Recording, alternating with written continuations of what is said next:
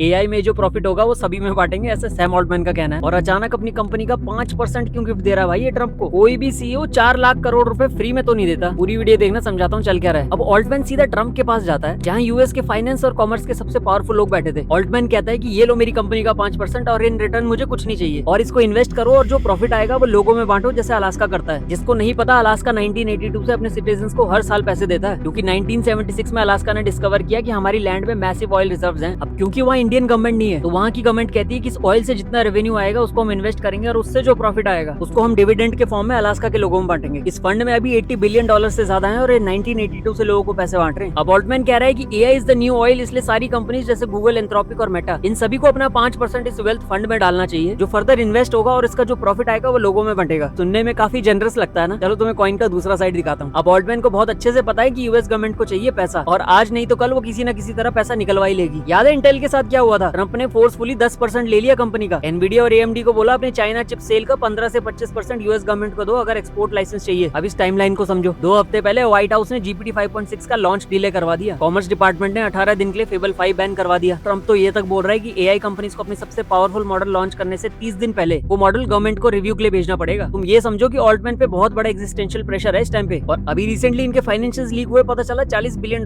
के तो लॉस पे हैं और कंटिन्यूअसली बर्न कर रहे हैं। और ऊपर से आईपीओ भी लाना है, जो कि 2027 तक डिले हो गया। अब सुनो सबसे इंटरेस्टिंग रीजन। यूएस के सेनेटर बर्नी सैंडर्स ने रिसेंटली एक बिल इंट्रोड्यूस किया। अब सेनेटर इन एआई कंपनी से 50% टैक्स चाहता है। इनका आर्गुमेंट है कि एआई लोगों की डेटा से बना है, तो उसका पैसा भी लोगों में बंटना चाहिए। सैम ऑल्टमैन डायरेक्टली या इनडायरेक्टली ये कह रहा है कि भाई 50% तो बहुत ज्यादा है, 5% ले लो। अब सोचो यूएस गवर्नमेंट के पास अगर 5% शेयर भी है ना कंपनी का, तो वो रेगुलेट करने से पहले एक बार तो सोचेगी, क्योंकि यूएस के रेगुलेशन से अगर ओपन एआई की वैल्यूएशन गिरी तो इसका डायरेक्ट असर इनके वेल्थ फंड में दिखेगा। तो सीधी बात ये है कि कोई भी फाउंडर इतना बड़ा स्टेक अपनी कंपनी का फ्री में नहीं देता। तो यार मैं ऐसी वीडियोस बनाता रहता हूँ जो इस टेक और एआई के केओस में तुम्हारी बहुत ज्यादा हेल्प कर सकती है। तो भाई फॉलो नहीं किया तो फॉलो कर लिया।